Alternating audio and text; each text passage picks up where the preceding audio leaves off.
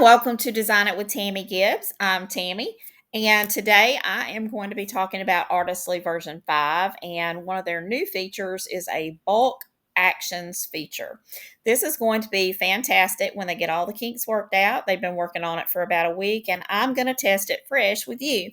The things that when they first introduced it, when they launched version 5, that didn't work quite right for me was the background removal. I do a lot of floral clip art, as you know, for commercial clip art use. And so a lot of times, with clip art, you're always removing the backgrounds. You need to upscale it. You need it 300 DPI. So because of that, I have been using Pixel Cut because it is if you use the paid version, you could get the bulk, and it saved me so much time trying to get my packs together. So what I want to do this morning is do a test run now that they have opened it back up and done some tweaking with it, and let's just test it and see how's the best way to use this feature and if it's ready for us to start using if you're in that space where I am for creating digital products. Okay, so we're going to go into Create Design into Fast A Image Designer, and let me help you find where this is if you haven't already discovered it.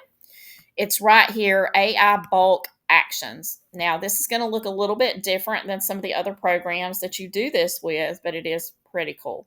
Okay, so we're going to upload our images, and we can drag and drop our files from our computer. We can do that. Or we can choose from our library. I'm going to choose from the library and go to my Mocha Mousse Florals. And I am just going to, choose about 6 of these. And I apologize right now because my puppies are going to bark, and I hope that won't be too distracting for you. It's impossible. I won't even get any videos done if I have to wait on them. Okay, so we have 6 images. And what we're going to do is we are going to click this little plus sign, add step, and here are our choices: remove background, upscale image, convert to 300 DPI, face swap, or smart extend. Now, these 3 are the ones I probably will use the most. Remove background. And then you do one at a time, but you don't choose them. You have to go back in. So then upscale image. Now here, you're going to have to make a choice. Like if you're doing human photographs, images, photographs, you're going to want to choose improve human face. But if you only want to upscale, then we're going to choose this one for our clip art. And then convert to 300 DPI.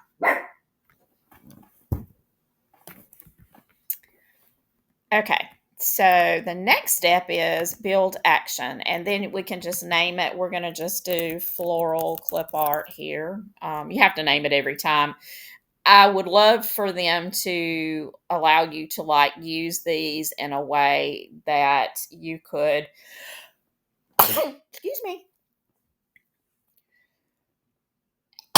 Excuse me. Okay, so I would love for them to make this where you could actually select. You could go ahead and set up what you want to do with different things, and you could therefore just click on that, and it would go ahead and, you just choose it rather than having to, build it again. So that's just an idea for the developers if they're watching. Okay, so it says that it could take, a good bit of time. So far, just doing 5 or 10 images, see, that didn't take very long at all. I believe that if you're doing a lot more images, you're probably it's going to take longer. Let's just do a little refresh and see if the others are ready as well. That was really very quick. Okay, so what we're going to do now is I'm going to go into this image and download it, and we're going to test it. Now, first, what you want to do when they appear really quickly like that, and I discovered this early on, is we want to wait, and I'm actually going to wait and redo this one. This is still processing. So I made the mistake early this morning when I tested the first image.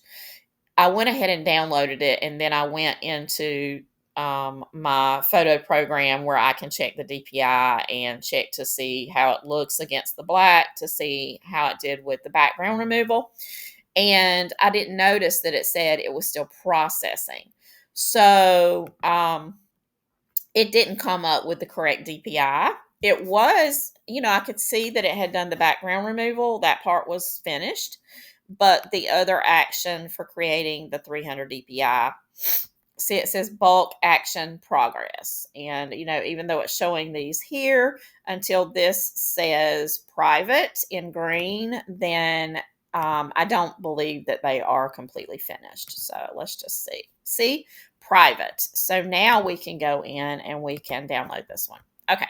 So what we're going to do is now we're going to go into the folder. We're going to refresh this and get that image. This was the one that I downloaded that wasn't finished. And now the funny thing is that this one right here is actually showing the same size and everything, but okay. So here there's still a tiny little bit, it seems, on that particular image, but it's very close. And that was a very complicated image. But let's see what it did as far as the 300 DPI, because you don't have to you could use a different background removal if you can get the 300 DPI. I think more people struggle with getting 300 DPI images than they do getting the background removed. So that's still a huge thing. So we're not resizing it. Nope. Okay, so we want to go to file info here, and then you will see that it is 32-bit, 300 DPI, and our size of our image is 3372 by 4096. Okay, so now what I want to do is I want to go back into my file, and let's find one that let's look at these other images. I'll just go ahead and download all of them, and then we can check to see how well it did on the other images. Okay. So now we're going to go into the folder. We're going to do this. Okay, so we'll look at this one. And this one did a little bit better. This one does have a little bit of white here and here. So let's just test them. This one still has a little trace. So the background remover is going to be okay for certain images, but if you have really complicated ones, then the background removal is still not quite getting there. Now this one is much better. Okay, so, and then we're just going to check those file info, 300 DPI, all the things we need. Okay, so what we're going to do now is I'm just going to pretend that the background removal was great. In fact, what I'm going to do is I'm going to, and it also upscaled it. So it upscaled it, tried to remove the background, and then it also did the 300 DPI. So what I'm going to do now is go into Canva, because this is an important consideration for everyone, because just because it does, you could do all of that. Now, normally what I would do is in Pixel Cut, I would remove the background and upscale it, but I did not get the 300 DPI until I started to download it on Canva. And because of my size, I already had it worked out. It would be larger than the 2500 by 2500, but it would be at over a lot of times at least 300 DPI at the size that I was downloading it at. So what we're going to do now is we're going to upload a couple of those files. And we know that the backgrounds weren't perfect. So what I'm going to do now is these are already 300 DPI, but we're uploading them into Canva. And I don't know if you're already beginning to piece together what the potential issue could be. And I'm going to mention a couple of them. Now, these are generally going to be produced in a smaller size, because I did the square, the 1:1 ratio. But if you do some of the other ones, it is potential that if you do all of that before you take it outside of Canva, it's very possible that you may not be able to upload it into Canva, and that could potentially cause an issue. If you get too big a file size, you want to make sure you keep your file size under a certain number of megabytes, or else people won't be able to use your art in their art when they want to use Canva to actually, um, create what they're going to create with your artwork. So that's an important consideration to think about. Okay, so here we have this, and I'm just going to go into the edit over here, edit.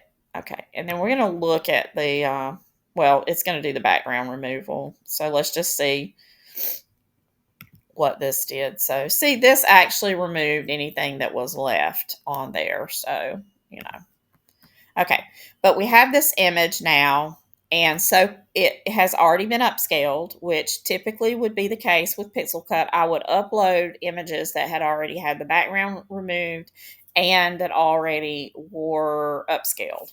Okay, so now this is also 300 dpi. So now what we need to do is go and try to download this to see at this size, if we don't do anything with it other than make sure it's transparent background, and we download it, we're going to test it now to see what Canva is going to download that image at, and see if it actually is not going to allow us to download it at that 300 dpi at that setting for the 2500 by 2500. Like I said, normally I do have a process where I can download it and get that. It's a larger size. It will make it a larger size, but it'll also be the 300 dpi. So I can get it, but it would be really nice to be able to pull them in and already have them 300 dpi if Canva is going to allow us to then download them and them still be 300 dpi. And I'm not sure. So we're going to test it. Okay, so so this is our Canva design where we just did it. Okay, so it's got the background removed. Let's see what it downloaded as. See, and this is going to be the issue you're going to have to consider. It was 300 dpi going in, but at 2500 by 2500, it is only 96 dpi coming out of Canva. So do not be confused and then think that if you do it this way, like I do, and you work with your images and then you save them and that file of Clipart together, like I do from Canva, because I do that because once I get them in there, I can make all of my little thumbnails and all of my marketing materials, and then everything kind of just filters through Canva. If you don't do it that way, then you may not have this problem, but you need to make sure that whatever you're doing, you are testing them to make sure that the end product is still 300 dpi. Because if I had taken and done a pack like this, assuming that I had 300 dpi in Canva already, then I would be in trouble. So there's a way you can work around it. If there's two different ways. Either you download your whole pack and then you go in, you don't do the 300 dpi step until after. You may want to run your bulk images and your bulk actions after you've already done your work inside of Canva. Once you get your pack done inside Canva, then running it through, I would go ahead and remove the backgrounds. You need to do that regardless of which tool you use. So that needs to be first. And then you may want to then upscale after you've already pulled them into your Canva document to create your Clipart pack, and then run the upscale and the 300 dpi, them through the 300 dpi, like a backwards thing. So like, for instance, we would have to run this one back through to get the 300 dpi. Or My old way of doing it was that I would normally upscale, background remove, upscale, pull them in, work with them, have them in. So let's just say this had 20 images in it. Then this would be my pack that I would put there, and it would be ready to go. So I would, through the share and download, instead of leaving it here, I would drag it all the way over here, click compress file, and it says lower quality, but it's not going to be, and then transparent background, and then I would download it. And then I will show you what the resulting image is. It's going to be larger than what I started with as far as the size, but it should be 300 dpi.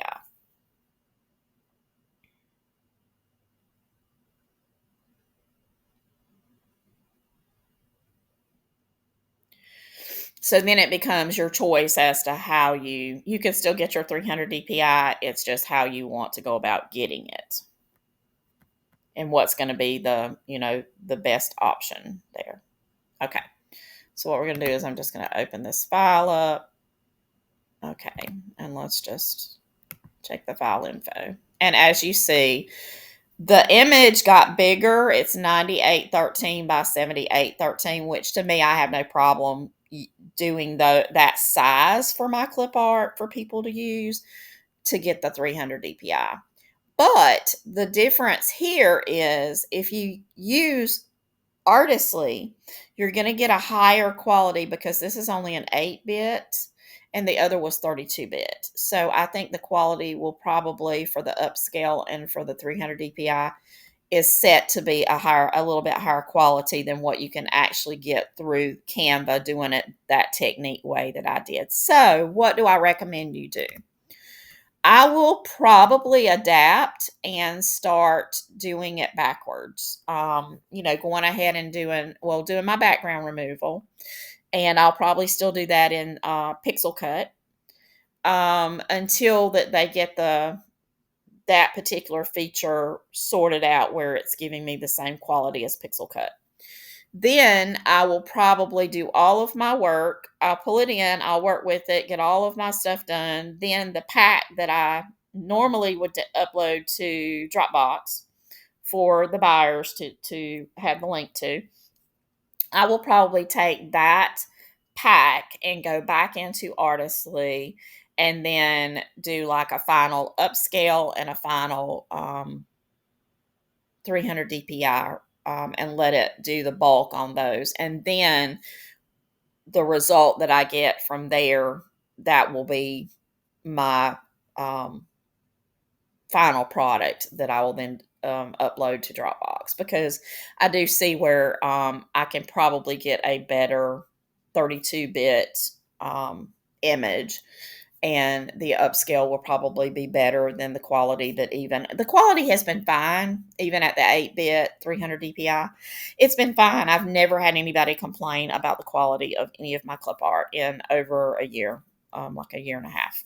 So I think the quality is fine, but we all strive to even deliver better quality. So I think that's the way I will probably handle it for now. And of course, I will report back with a new video just as soon as I feel like that the background removal is there as well, and as I test it. So if you work with Artistly with these bulk features and you have something interesting to share about your experience, always leave me a comment. I'd love it.